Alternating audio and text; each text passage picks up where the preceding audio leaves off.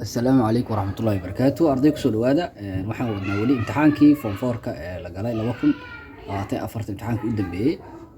wali doorashada ayaa noo socota. Su'aasha afraad ayaan marin waxa la yidhi expression oraahda xisaabta ee ah cube root of 16 oo lagu dhufto cube root of 4 is equal waxa la egtaa meeqa ay la ekaa kartaa marka taasaan inaan ka jawaabno maadaama laba cube ay yihiin waa la isku dhufan karaa hal cube laga wada dhaxaysiin karaa meesha iska fiiriya waxa sameynaysaa dhahaysaa hal cube ka wada dhaxaysiin marka afar waxa ku dhufanay marka 16 hadii afar luurti 6 afar ku dhufo 24 laba wadataa haddana afar hal ku dhufo afar labadii ku dar waxay noqonaysaa 64 meeqa uga baxdaa marka 64 cube root waxay uga baxaysaa 4 uga baxaysaa iska ilaali sababtoo afar das dhex mar isku dhufata wuxuu ku keenaa 64 ayuu ku keenaa marka waxay noqonaysaa b ayaa jawaabta saxda waxay ku noqonaysaa b ayay ku noqonaysaa mar hadii rootiska markii la isku dhufayo shardi waxa uu shardiya inay isku mid yahay indexka inay isku mid yahay marka inta waa 3 marka la isku laakiin square root iyo oo kala hal isku dhufalayn marka isku dhufaayo oo gudaha waxa ku jira la isku dhufaa waa markii ay ka siman yihiin indexka ama jibaarka iska mid ka yihiin okay halka markii ku joogto su'aashanaad fiiri waxa la yidhi number 20.003 has wuxuu leeyahay significant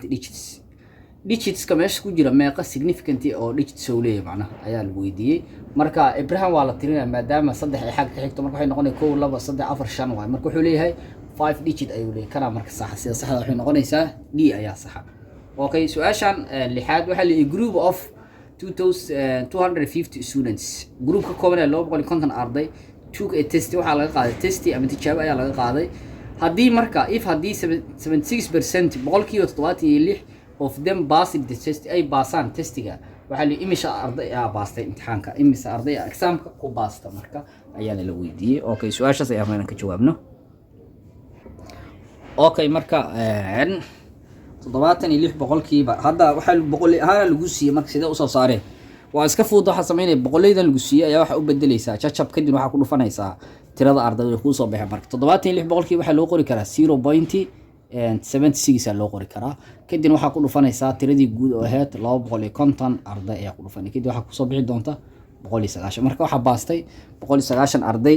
ayaa baastay imtixaankaas waxa dooranaysaa marka b ayaa jawaab saxda ah 190 okay marka kaasa sidaas ayaan uga jawaabnay. Assalaamu calaykum waraxmatullaahi wabarakaatuh.